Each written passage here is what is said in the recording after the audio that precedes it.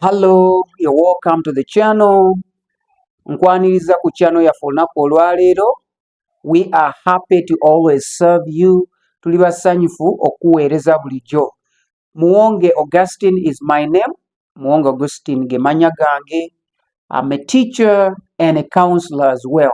On the other channel, I do counseling. Ku channel eri endala nkola counseling, and here I teach English and Luganda. Wano nsomesa oluzungu no Luganda.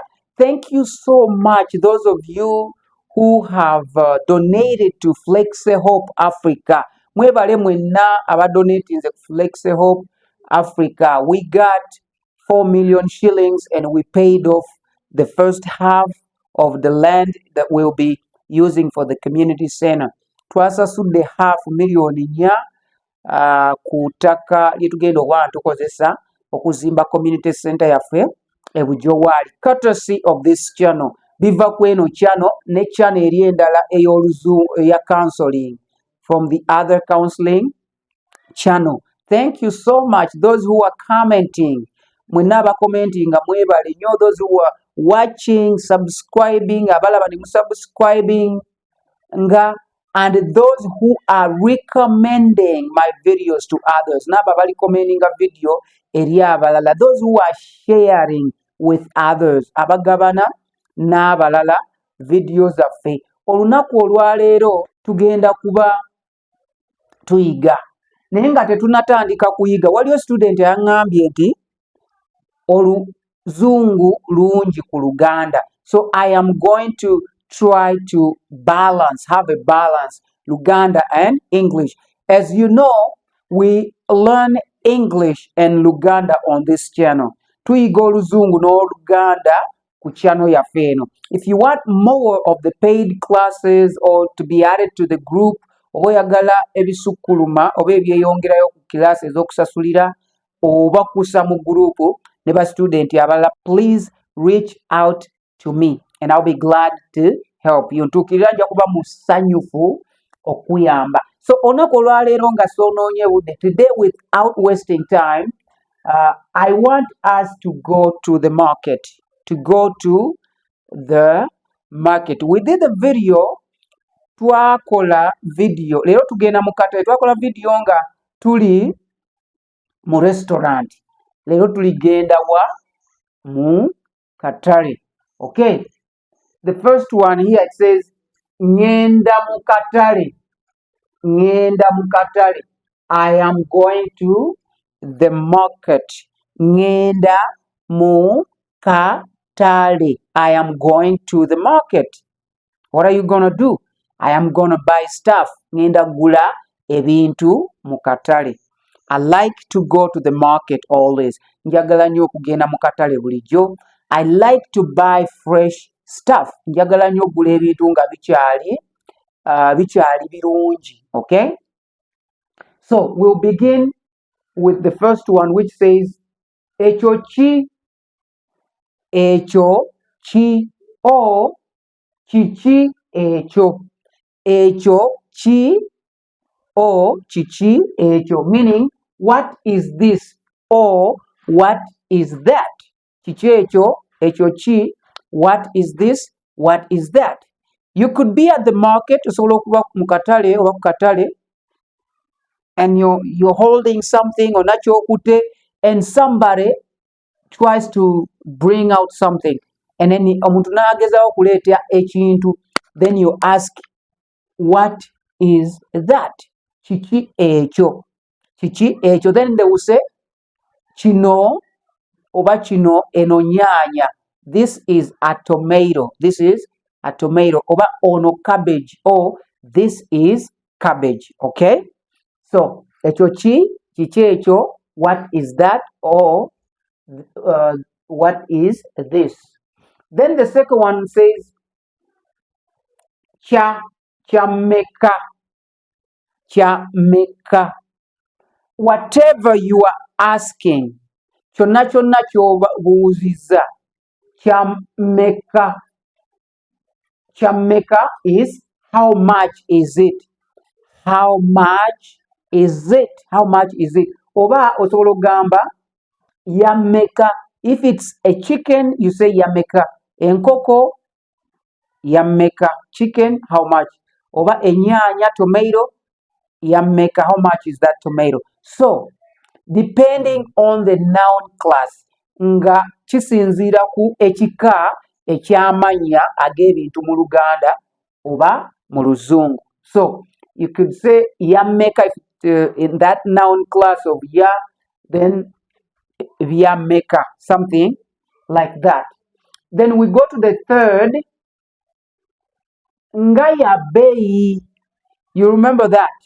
Ba, be. When you hear be sounding like the English, it will be double B, stressed B. Nga ya bei. Ya bei. It's like, you're wondering, it's expensive. Or this is expensive. Nga ya bei means it is expensive. Or, this is expensive, also expensive. Okay, then we go to the next one. Nedda ya rahisi nnyo. Nedda ya rahisi nnyo. You see that? Nedda ya rahisi nnyo. Meaning no, it is very cheap. It is very cheap, or it is very less costly. Okay? Nedda. Nedda means no. Ye means yes. Ya rahisi is it is cheap. If it's not cheap, you say si ya rahisi. Okay?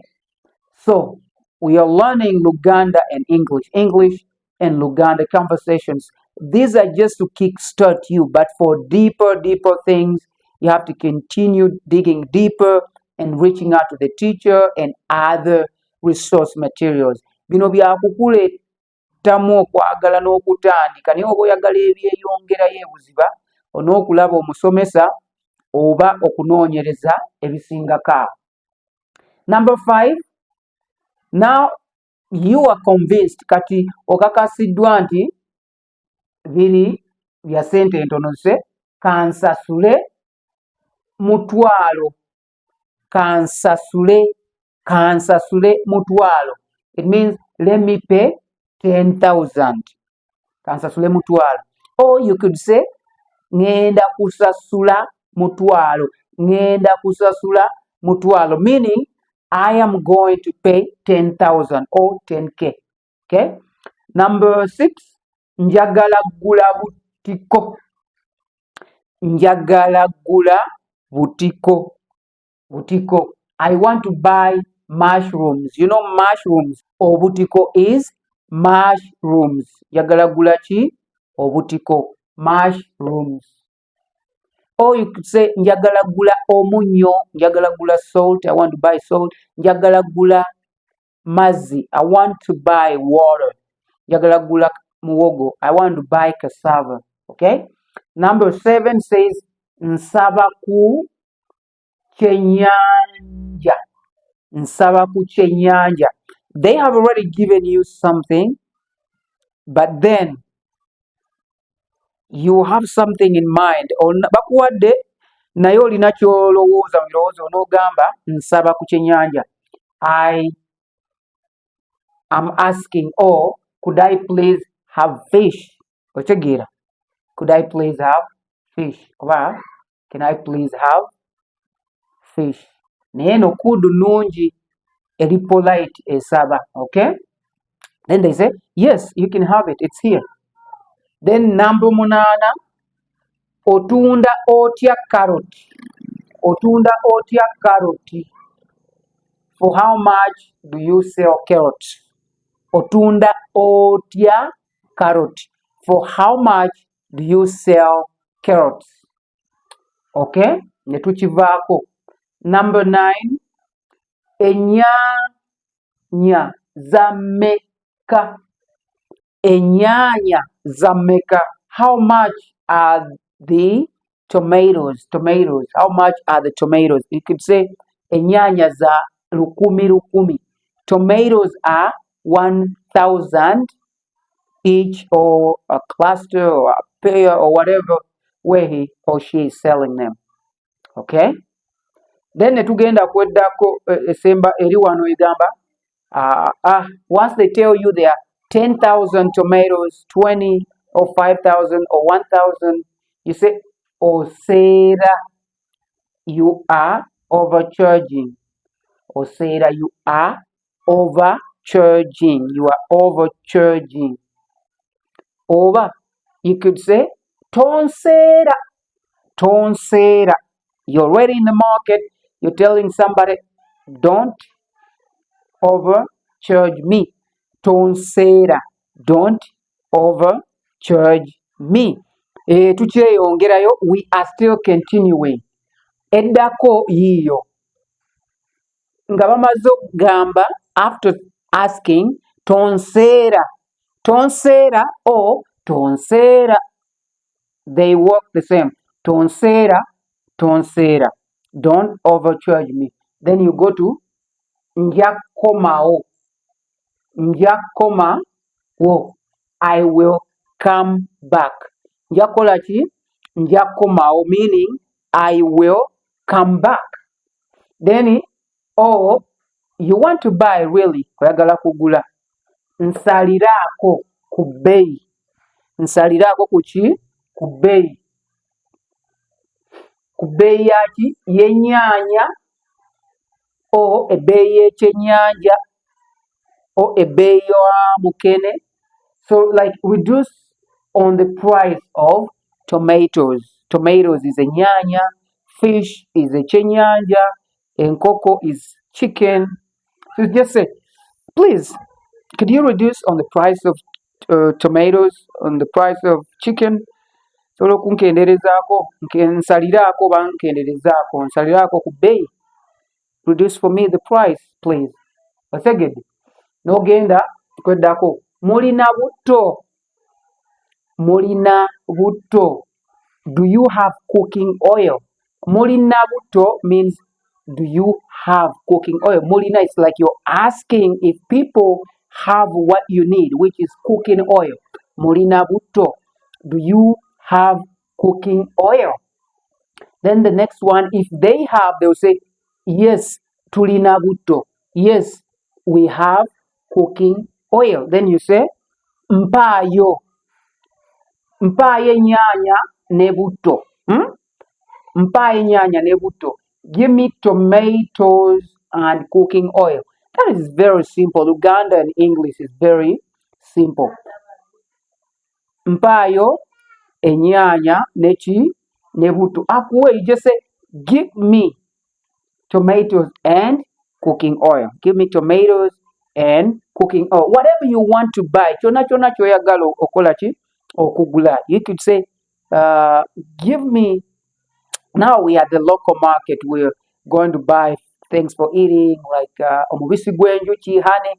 Give me honey. Mpaayo ku mubisi gw'enjuki. Then the next one would be ani atunda obulungi. This would come prior to before all of this. Eyo yandigize bino byonna nga tetunnabituukako nti ani atunda obulungi. This is like a prior investigation as you get to the market. Before you enter deeper into the market, you ask the people out here and then they kind of give you a glimpse of where you're going to buy. Nga tonnayingira munda oli wano wabweru osinkana awo omuntu n'omubuuza ani atunda obulungi wano? Who sells well here? Who sells well? Or whose prices are good here in the market? Who sells well? Or who doesn't cheat his or her customers in this market? Then you get a glimpse of how many people do that, and then you can choose for yourself and go. Ojja kufuna bameka abakikola ne weerondera ogende. The next one would be batunda wa enkoko enganda. When I go to the market, I always want to buy local chicken.